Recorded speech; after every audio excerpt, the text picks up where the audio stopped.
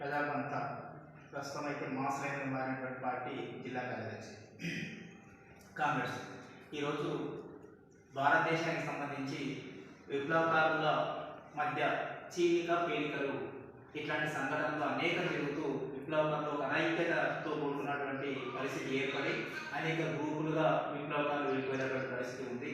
దానికి భిన్నంగా CPIML Prajapantha, CPIML revolutionary initiative, PCC, CPIML ఈ మూడు పార్టీలు ఒక భారత విప్లవాన్ని విజయవంతం చేసే దాంట్లో భాగంగా ఐక్యంగా ఉండకుండా, ఒక ఉమ్మడి పార్టీ ఏర్పడకుండా, అనేక విప్లవ సంస్థలు విప్లవ శక్తులు ఐక్యం కాకుండా విప్లవం ఈ దేశంలో విజయవంతం కాదు అని నమ్మేదాంట్లో భాగంగానే సంవత్సర కాలంగా జరిగినటువంటి చర్చల్లో భాగంగా ఒకే పార్టీగా ఏర్పడాలని నిర్ణయించుకున్నటువంటి పరిస్థితి ఉంది.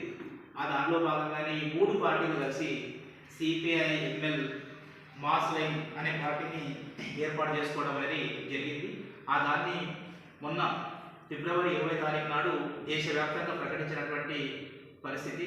అదే దాన్ని ఈరోజు జిల్లా కేంద్రంలో మేము మాస్ లైన్ అనే పార్టీ, సిపిఐఎంఎల్ మాస్ లైన్ అని పార్టీ పేరుని ప్రకటిస్తున్నాం.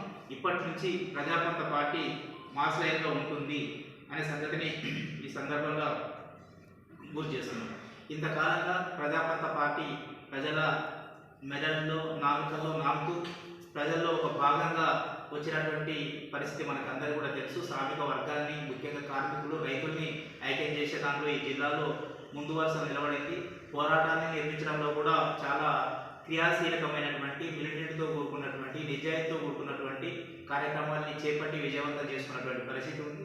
ఆ దాన్ని కొనసాగింపుగానే మరింత బలోపేతంగా దేశవ్యాప్తంగా 14 రాష్ట్రాల్లో ఈరోజు పార్టీ ఈరోజు విస్తరించడం అనేది ఒక గొప్ప విషయంగా కూడా మేము భావిస్తున్నాం. దేశ విప్లవంలో భాగంగా ప్రజాపంత మాస్ లైన్ ఈ మూడు పార్టీలు కలిసి ఒక మాస్ లైన్గా ఏర్పాటు చేసుకోవడం అనేది గొప్ప విషయంగా కూడా మేము భావిస్తున్నాం. మా కార్యకర్తలు, మా నాయకులు అందరూ కూడా గతంతో ఉండేదానికి తో పాటు మరింత రెట్టింపు ఉత్సాహంతో పనిచేస్తారని, అదే రకంగా ప్రజలు కూడా దీన్ని ఆహ్వానించాలని చెప్పి మేము ఈ సందర్భంగా కోరుతున్నాం.